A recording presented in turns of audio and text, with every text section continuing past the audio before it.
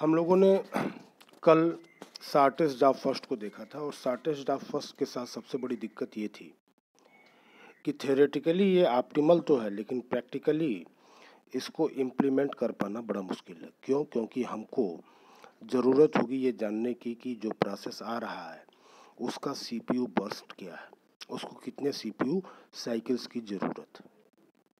ठीक है, तो नेक्स्ट बर्थ क्या होगा, सीपीयू बर्स्ट क्या होगा, उसके बारे में हमें प्रिडिक्शन करने की ज़रूरत है। तो प्रिडिक्शन करने के लिए हम लोग यहाँ पे एक फार्मूला जो दिख रहा है चौथे स्टेप में कि tau of n plus one equals to alpha t n plus one minus alpha tau n. तो हम लोग इस फार्मूले का इस्तेमाल करते हैं। तो देखिए जो यहाँ टी एन है वो क्या है, t n be the length of n h C P U burst and tau of n plus one be our predicted value for the next C P U burst. यानी tau n plus one जो है हम लोग predict कर रहे हैं और T N क्या है, टी एन जो है वो n h C P U burst है। ठीक है, अल्फा जो है वो एक कांस्टेंट है जिसकी वैल्यू को हम लोग जनरली 0 और 1 के बीच में रखते हैं। तो इस फार्मूले के बारे में जो है, जो सबसे बड़ी चीज़ क्या है वो ये है कि the parameter alpha controls the relative weight of recent and past history in our prediction. तो कल मैंने एक एग्जांपल लिया था। एग्जांपल में क्या था कि अगर आपको दुकानदार देखेगा तो ब्रेड, बटर और दूध का पैकेट निकाल देगा। यानी पास्ट हिस्ट्री को हमें क्या करना है, कंसीडर करना है। ठीक है, चलिए हम लोग कैसे ये काम करते हैं। तो यहाँ देखिए, यहाँ पे जो है हम लोग कुछ गेस कर रहे हैं। तो गेस कर रहे हैं मतलब we are talking about tau n. ठीक है, टाउ एन कहिए या टाउ एन प्लस वन कहिए, उसके बारे में हम लोग गेस कर रहे हैं। हमने कहा कि अल्फ़ा की वैल्यू को जो है हमने 1/2 रखा है।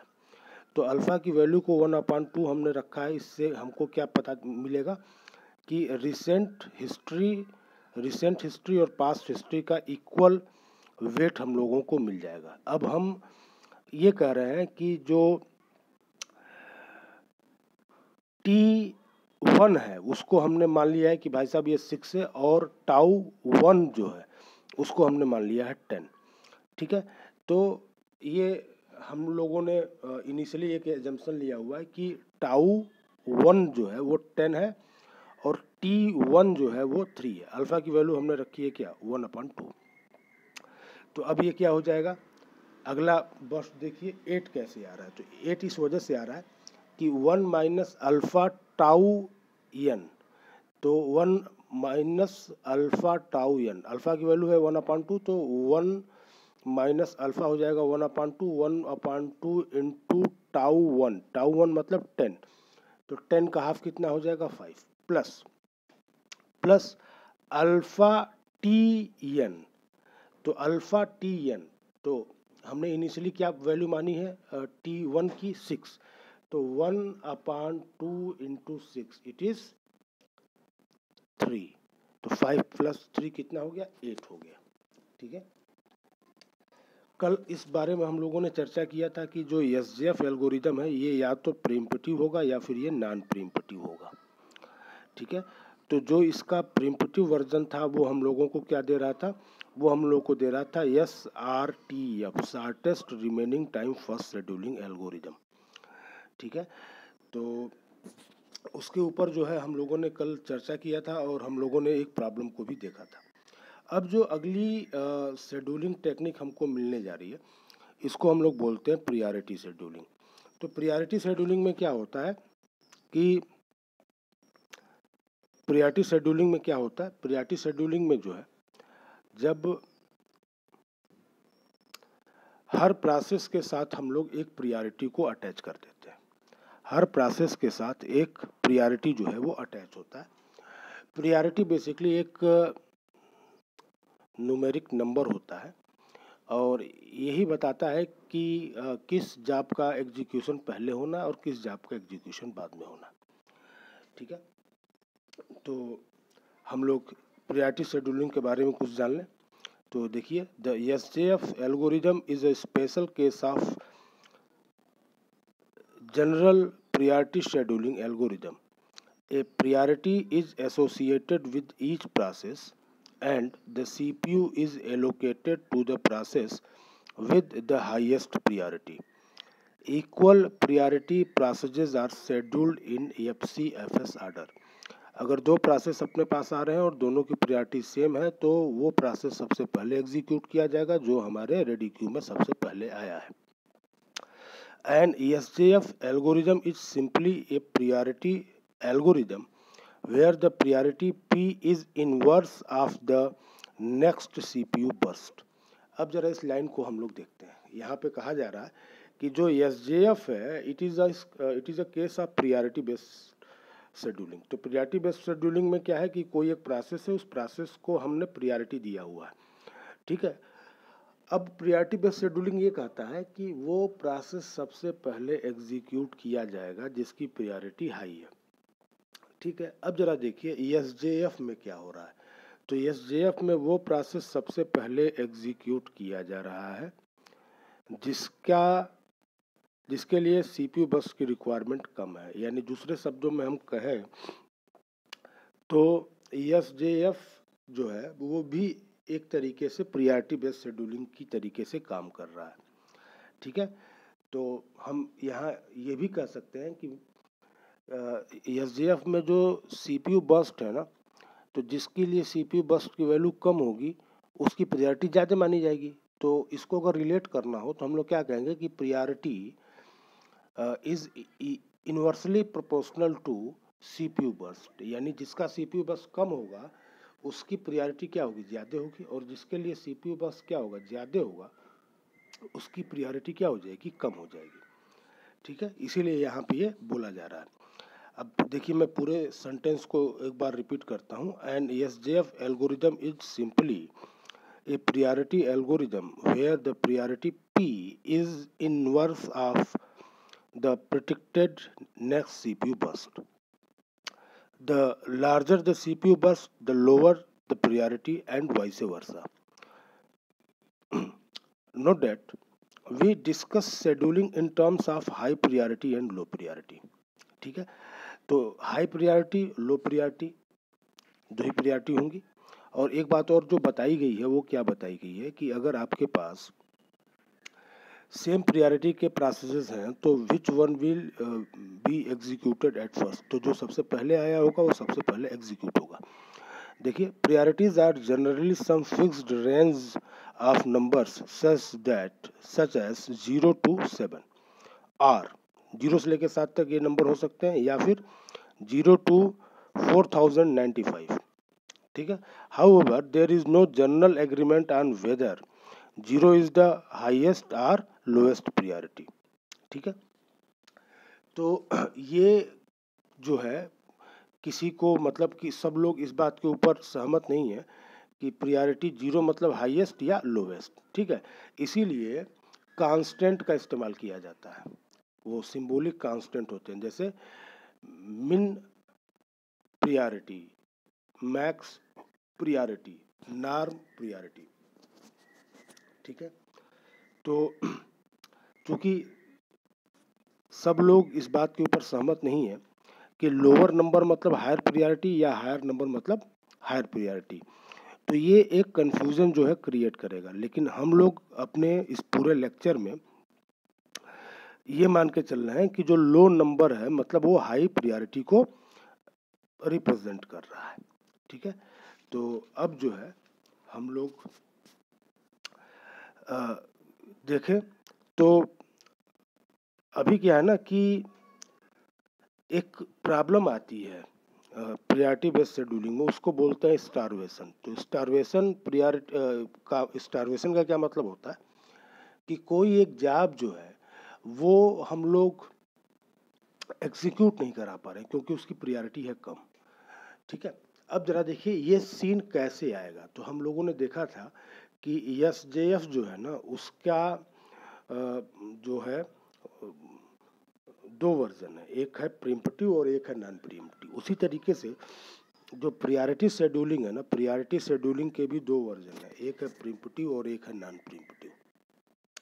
ठीक है, अब ये स्टारवेशन वाली समस्या आएगी किसमें? स्टारवेशन वाली समस्या आती है प्रीम्पटिव में।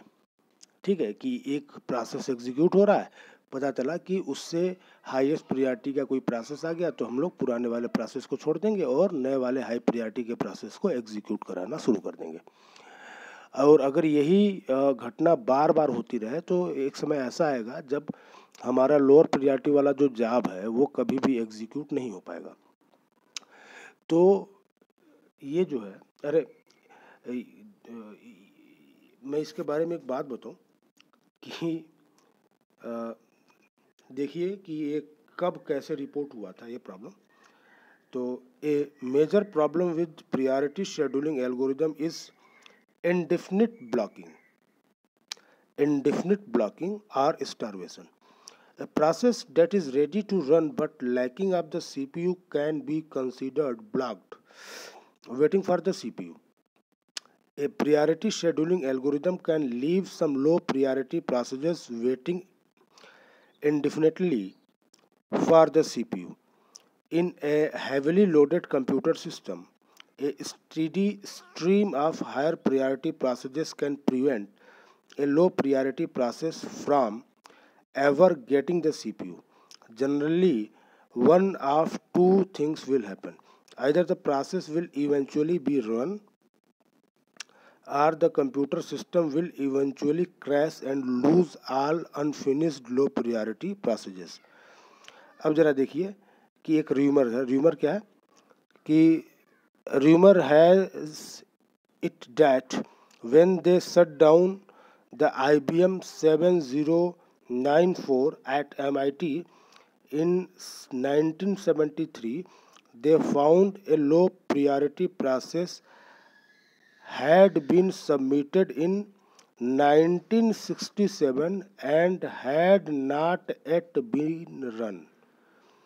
यानी 1967 में प्रोसेस सबमिट किया गया था और 1973 में जब इसको बंद किया गया, लगभग 7 साल के बाद जब मशीन बंद की गई, तो पता चला कि एक ऐसा प्रोसेस है जो एग्जीक्यूट ही नहीं हो पाया है। क्यों नहीं हो पाया है? क्योंकि उसकी प्रायोरिटी कम थी और सिस्टम में बार बार उससे हायर प्रायोरिटी के जॉब एंटर कर रहे थे। ठीक है, तो इस प्रॉब्लम को कहा गया कि it is the problem of starvation. अब स्टारवेशन की प्रॉब्लम को सॉल्व करने के लिए we will use a technique which is known as aging. Aging क्या होता है? एजिंग होता है कि हम किसी लो प्रायोरिटी के प्रोसेस की प्रायोरिटी ग्रेजुअली बढ़ाते हैं। अब ज़रा ये सोचिए कि एक मंत्री जी हैं और उस मंत्री जी से आप मिलने जा रहे हैं, तो हुआ कि भाई चलिए आपको मिलवा दें। जैसे आप मिलने जा रहे थे तब तक पता चला कि कोई दूसरे मंत्री साहब आ गए। ठीक है, तो हुआ कि भाई दूसरे मंत्री साहब आ गए हैं, तो अभी क्या करना है कि आप वेट करिए, चूँकि मंत्री जी है तो मंत्री जी को मंत्री जी से मिलना है, तो मंत्री जी की प्रायोरिटी हाई है तो वो आप पहले मिलेंगे। ठीक है, तो उनसे मुलाकात हो गई। उसके बाद अभी आप बैठे हुए हैं, फिर हुआ कि भाई चलिए हम आपको मिलवा दें। तब तक पता चला कोई IAS ऑफिसर जो है वो आ गया। हुआ कि भाई IAS ऑफिसर मिल लेगा तब आप मिलेंगे। ऐसे ही जब भी आप मिलने जा रहे हैं तो कोई ना कोई आ जा रहा है, तो आप तो मिल नहीं पाओगे। तो ये जो सिचुएशन है इसको हम लोग बोलते हैं स्टारवेशन। तो होगा क्या कि मान लो कि डिपार्टमेंट का, उनके मंत्रालय का कोई और एक आदमी आ रहा है और आप पिछले 10 घंटों से बैठे हुए हो, तो सामने वाला बंदा कहा यार ये बंदा जब भी मिलने जाता कोई ना कोई आ जा रहा है, तुम एक काम करो मंत्रालय वाले कर्मचारी तुम रुको, मैं इस आदमी को पहले मंत्री जी से मिलवा दूँ। समझ रहे हो ना? तो हुआ क्या कि जैसे जैसे आपका वेटिंग टाइम बढ़ता जा रहा है आपकी प्रायोरिटी धीरे धीरे बढ़ती जा रही है। ठीक है, इसीलिए कोई भी समस्या अगर हो तो उसके सामने डट के खड़ा रहिए। ठीक है, क्योंकि एक समय ऐसा आता है जब समस्या जो है खुद ब खुद ख़त्म हो जाती है, क्योंकि तब तक आप इतने काबिल हो गए होते हैं। ठीक है, जब कोविड आया तो हम लोगों को कुछ नहीं पता था। हाँ, फर्स्ट फेज़ में वैक्सीन बनेगी, कौन सी दवा चलनी है पता नहीं था, PPE किट पहली बार नाम लोग सुने थे। ठीक है, लेकिन अब धीरे धीरे क्या हो गया कि अब हम लोग जैसे जैसे समय बीता है हम लोगों ने अपनी चीज़ों को बढ़ा लिया, मतलब अब हमारी प्रायोरिटी हाई हो रही है। और एक समय ऐसा होगा कि जब हम लोग कोरोना को एकदम से सही कर देंगे। ठीक है, तब तक अपने पास बहुत सारी चीज़ें आ जाएंगी। ठीक है, तो एजिंग क्या है? तो ageing is a process in which जो है कि जो लोअर प्रियॉरिटी का जॉब है उसकी प्रियॉरिटी को हम लोग ग्रेजुअली क्या करते रहते हैं, इंक्रीज करते रहते हैं। ठीक है, तो प्रियॉरिटी बेस्ड शेड्यूलिंग भी दो तरीके की हो गई है, एक को बोला गया है क्या, प्रिम्पटिव बेस्ड, और एक को बोला गया है नॉन प्रिम्पटिव बेस्ड। ठीक है, चलिए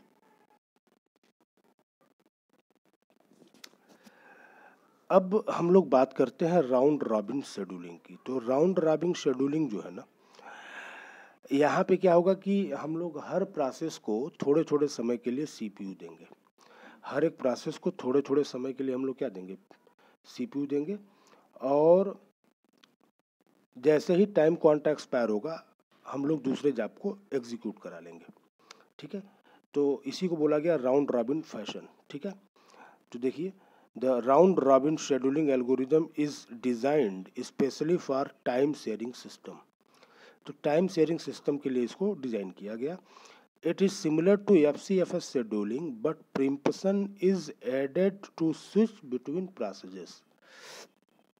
ठीक है, तो ये FCFS जैसा ही है बट इसमें प्रिम्पशन ऐड कर दिया गया। प्रिम्पशन ऐड कर दिया गया तो इससे फ़ायदा क्या होगा कि एक प्रोसेस एग्जीक्यूट हो रहा है, कंप्लीट नहीं हुआ, फिर भी हम उसको छोड़ के दूसरे प्रोसेस पे स्विच कर जाएंगे। ठीक है, तो preemption is added to switch between processes. A small unit of time called time quantum और टाइम स्लाइस इज डिफाइंड।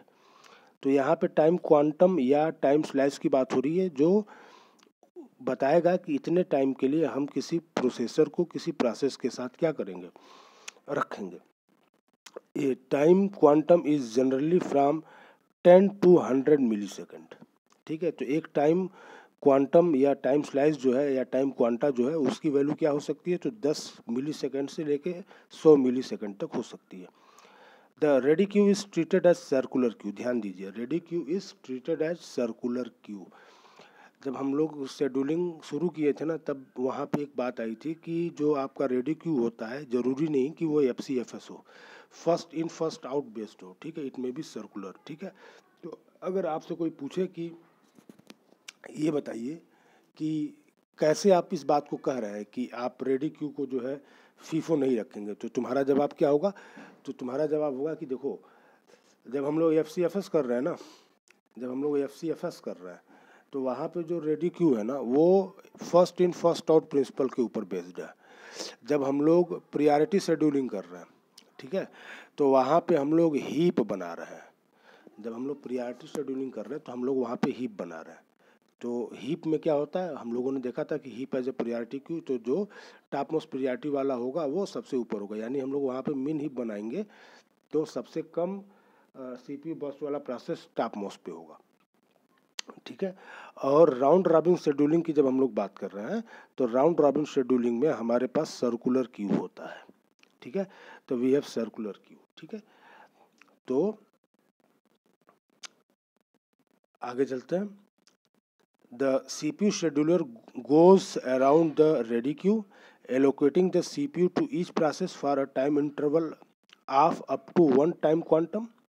ठीक है, आगे to implement round robin scheduling we keep the ready queue as first in first out sequence of processes। ठीक है, now processes are added to tail of the ready queue। The CPU scheduler picks the first process from the ready queue, sets a timer to interrupt after one time quantum, and dispatches the process। One of two things will happen: the process may have a CPU burst of less than one time quantum। ठीक है, हो सकता है कि 10 millisecond का time दिया गया, उससे पहले ही हमारा प्रोसेस कंप्लीट हो जाए। In this case the process itself will release the CPU voluntarily. इस केस में क्या होगा कि जो प्रोसेस, जैसे मान लो हमने कहा कि हम 10 मिलीसेकंड का टाइम क्वांटम बता रहे हैं, और कोई एक प्रोसेस को हम एग्जीक्यूट करा रहे हैं, तो वो प्रोसेस जो है उसको 5 ही CPU बस चाहिए, तो प्रोसेस जो है पहले ही टाइम क्वांटम में क्या हो जाएगा, फिनिश हो जाएगा। तो जब पहले ही टाइम क्वांटम में फिनिश हो जाएगा तो वो CPU को क्या कर देगा, रिलीज कर देगा। ठीक है, और आगे क्या कहा जा रहा है, the scheduler will then proceed to the next process in the ready queue. Otherwise, if the CPU burst of currently running process is longer than one time quantum, the timer will go off and will cause an interrupt to operating system. ठीक है, तो हमने कहा कि हम एक 10 मिली second का time दे रहे हैं किसी प्रोसेस को, हर प्रोसेस को। अब कोई एक प्रोसेस है जिसको जो है एग्जीक्यूट होने के लिए 55 मिली सेकंड चाहिए, तो हम उसको कितनी बार उसको एग्जीक्यूट कराएंगे, तो हम उसको 6 बार एग्जीक्यूट कराएंगे। ठीक है भाई, 5 राउंड जब दोगे तो 50 सेकंड पूरा होगा, और अगले 5 सेकंड के लिए, 5 मिली सेकंड के लिए हम उसको एक राउंड और देंगे। ठीक है, तो the scheduler will then proceed to the next process in the ready queue. Otherwise, if the CPU burst of the currently running process is longer than one time quantum, the timer will go off and will cause an interrupt to the operating system. A context switch will execute and the process will put at the tail of the ready queue. ठीक है, the CPU scheduler will then select the next process in the ready queue. ठीक है, अब ज़रा देखिए कि एक मज़ेदार चीज़ ये आता है कि अगर टाइम क्वांटम को हम लोग क्या कर दें, अगर हम लोग टाइम क्वांटम को बहुत बड़ा कर देंगे तो ये जो हमारा राउंड रॉबिन शेड्यूलिंग है ना, ये बिल्कुल FCFS हो जाएगा। और अगर टाइम क्वांटम को हम लोग बहुत कम कर देंगे तो कॉन्टेक्स्ट स्विचिंग जो है बढ़ जाएगी। कॉन्टेक्स्ट स्विचिंग क्या हो जाएगी, बढ़ जाएगी। अच्छा, n प्रोसेसेस हैं, मान लीजिए n प्रोसेसेस हैं, तो किसी भी प्रोसेस को n-1 इंटू क्यू टाइम से ज़्यादा वेट नहीं करना पड़ेगा। ठीक है, कोई भी सिस्टम में अगर n प्रोसेसेस हैं और q is the time quantum, तो किसी भी प्रोसेस को n-1 इंटू क्यू टाइम से ज़्यादा टाइम तक वेट करने की ज़रूरत नहीं है, उसको हर हालत में CPU जो है वो मिल जाएगा। ठीक है, और दूसरी बात जो सबसे ध्यान देने वाली है वो क्या है कि अगर हम लोग टाइम क्वांटम को बहुत बड़ा कर देते हैं तो हमारा राउंड रॉबिन शेड्यूलिंग जो है it will act as FCFS, और इसको बहुत ज़्यादा छोटा कर देंगे तो क्या हो जाएगा, ये एग्जीक्यूशन पे कम और स्विचिंग पर ज़्यादा टाइम स्पेंड करेगा। ठीक है, अब जो है हम लोग आते हैं अपने एक एग्जाम्पल की तरफ। अब ज़रा देखिए, ये है एग्जाम्पल। ठीक है, अपने पास 4 प्रोसेसर्स हैं, P1, P2, P3 और P4। CPU बस कितने का है, P1 के लिए 53, P2 के लिए 17, P3 के लिए 68, P4 के लिए 24। ठीक है, और टाइम क्वांटम दिया गया है 20। ठीक है, यानी हर एक प्रोसेस को हम लोग 20 CPU बस देंगे। कुछ ऐसे प्रोसेसेस होंगे जो इतने टाइम में कंप्लीट हो जाएंगे, उदाहरण के लिए P2, कि जब इसको पहली बार CPU मिलेगा तभी ये क्या हो जाएगा, कंप्लीट हो जाएगा। और कुछ ऐसे भी प्रोसेसेस होंगे जिनको हमको 2 बार से ज़्यादा देना होगा, जैसे P1, जैसे P3, और P4 जो है वो दूसरी बार में ही कंप्लीट हो जाएगा, यानी P2 पहली बार में कंप्लीट हो जाएगा, P4 को 2 बार हमें CPU असाइन करना पड़ेगा, और P1 और P3 को हमें 2 बार से ज़्यादा CPU को असाइन कराने की ज़रूरत है। अब नीचे जो ज़रा गैंट चार्ट बना हुआ है ना, इस गैंट चार्ट को ज़रा ध्यान से देखिए, थोड़ा सा सोचिए। ठीक है, फिर हम लोग इसको डिस्कस करते हैं। देखिए इसको, इस चीज़ को देखिए।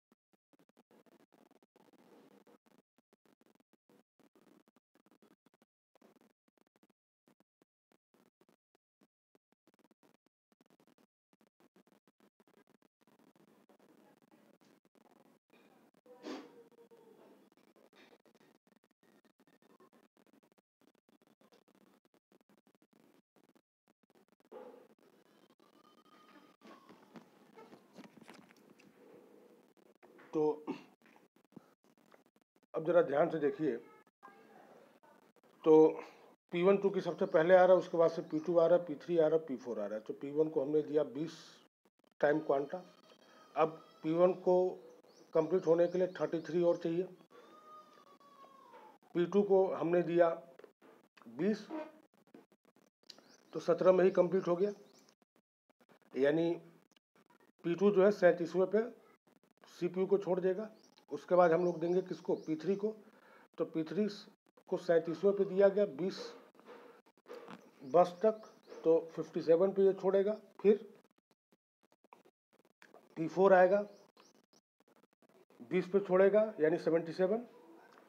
फिर अब P2 कंप्लीट हो गया तो हटा दीजिए। अब फिर कौन एग्जीक्यूट होगा, P1 होगा, उसके बाद से P3 होगा, फिर P4 होगा। ठीक है, तो राउंड रॉबिन शेड्यूलिंग का सबसे बड़ा फ़ायदा क्या है ना, रिस्पांस टाइम। हमको रिस्पांस जो है जल्दी मिलने लगता है। ठीक है, तो अब यहाँ पे बताया गया है कि टोटल कितने कॉन्टेक्ट स्विचेज हो रहे हैं। तो आप इसको मैनुअली जो है टोटल कॉन्टेक्ट स्विचेज बड़े आराम से आप काउंट कर सकते हो।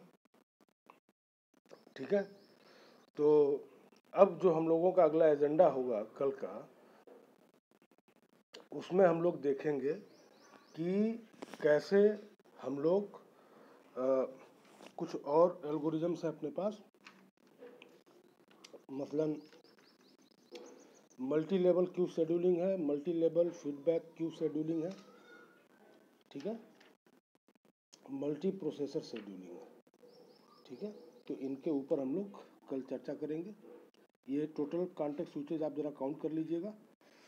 और दूसरी सबसे इम्पॉर्टेंट चीज़ क्या है कि गेट में एक दो बार ऐसे क्वेश्चंस पूछे गए। ठीक है,